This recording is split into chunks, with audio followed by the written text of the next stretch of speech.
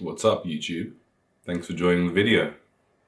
So, yeah, it's been a while, right? It's been a while. Oh my god. Yeah, it's been a long time, but we're back. I feel like I keep saying that, and I feel like every time I say that, it becomes less and less meaningful and less powerful. And that's something that I've come to terms with. It's something that is okay, for me anyway. I do hold myself to a high standard, but sometimes those standards slip, and sometimes I slip below those standards. The only person at the end of the day that I am letting down, of course, other than my loyal viewers and loyal subscribers, love you guys, is me. I think I became too content and too okay with letting myself down. I became too comfortable with letting myself down. And it's something that I've kind of struggled with this year more than any other year, I guess. It is that contentness and that comfort within, almost within failure, within doing nothing, and sort of not going anywhere. I really want to make an effort now to pump out more videos and get more content out. But let's just get onto this video. So, my 23rd birthday. For those of you who don't know, my birthday is on the 7th of November. It was around my 23rd birthday, actually, that I almost didn't make it. I almost didn't make it to C23. And you know, this is by no means a super sad video, and I want all your pity and sympathy and oh my god, cry for me please. This is by no means any of that at all. This is just simply a video more for myself than anything else, and also just to get myself back into the swing of things, because definitely needed.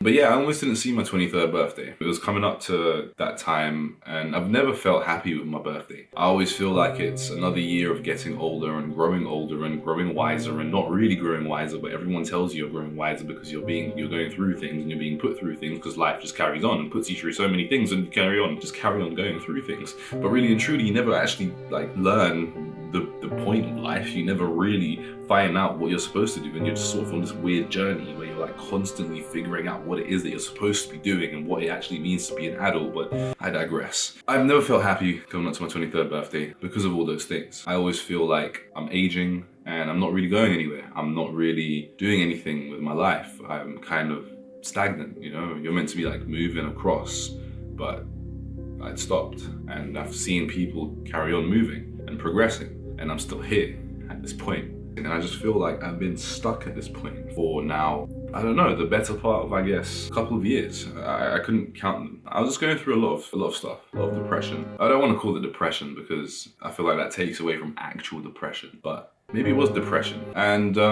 yeah, in the lead up to my 23rd birthday, it was probably the lowest I've felt maybe in my life. I can't really recall feeling as bad as I was feeling. Definitely during October and in the couple weeks leading into November. That first week especially, you know, just before the day was super hard and strenuous on me mentally. I was basically just thinking about how much of a burden I was on people and how much better off people's lives would be if I just happened to disappear. I felt like I was a bad person, a bad human being, a bad son, a bad brother, bad cousin. I stopped checking in on people. I became and grew extremely distant, and it wasn't really anyone's fault. It wasn't to do with anyone other than myself. I had simply made a decision which I thought was for the best, and so I began to slowly distance myself from everything and everyone. I literally felt like King Midas, only instead of everything I touched turning to gold, everything I touched turned to shit. And that's part of the reason why I stopped streaming, I stopped making videos, I just didn't have motivation to do anything in order for it to be a little bit easier for everyone when I was to finally go and, you know, to basically enact on my plan. But yeah, one thing that really helped me out during those times was my ex. She really helped me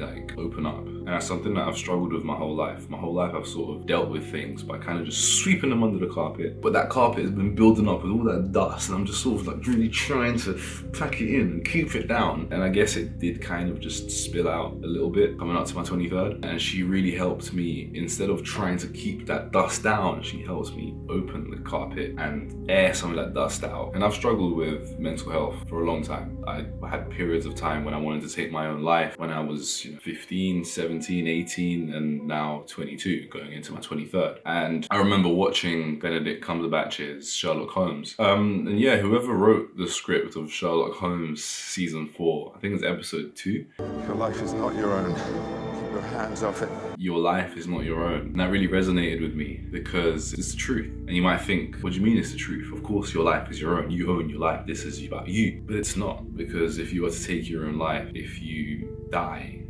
it's not you who's going to miss you. It's not you who's going to have to deal with the fallout of you being gone, of you disappearing. It's gonna be your friends, your family, your parents, brothers, sisters, anyone who, you know, colleagues, anyone who's ever had an interaction with you. They're the ones that's gonna have to bear that burden. And that's something, as I said, that really struck me. And I was really like, I have to keep my hands off my life. Maybe the way in which I was dealing with my pain and dealing with my hurt hasn't been the best. And, you know, I've gone through a lot of things, and especially in the recent weeks now, and I've learned a lot about myself. I've become very, very self-aware, and I definitely need therapy. I have a lot of issues within myself. We were looking at this like triangle thing, right? Where in the top we have anger or whatever it is. Whatever emotion is at the peak, at the tip of the iceberg, right? But that's not the real emotion. What we really want is we have our needs, and that's in the middle. Something that we want to either be fulfilled for us or something that we want to fulfill for others. But then what lies beneath that need is a fear. And that's when I realized that I have a lot of very deep-rooted fears from my childhood, being as messed up as it was, and a lot of needs which I feel like I need to constantly do and meet. These expectations of myself, which are so high, you know, their standards are so high, and I feel so shit about myself when I don't meet them. Even if I meet them, it's like, okay, but that's what I expected of myself. That's what I should be doing anyway. I need to be going above and beyond. At the end of the day, I'm a human being, not a machine. And I guess in a way, I'm glad that I had that thought, and I'm glad that I had that feeling, but I'm happier still that I did think about my life not being my own. And I did think about everyone else who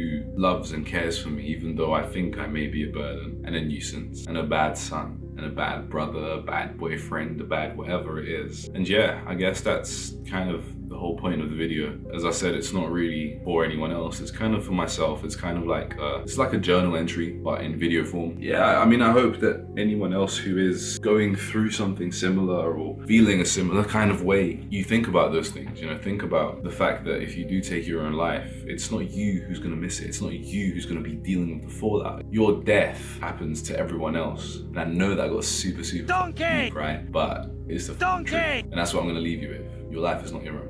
Take care. Thank you for watching. And I'll see you next week when I pretend to be a YouTuber and actually post a fucking video. See you there. Take care. See that double-handed salute? What?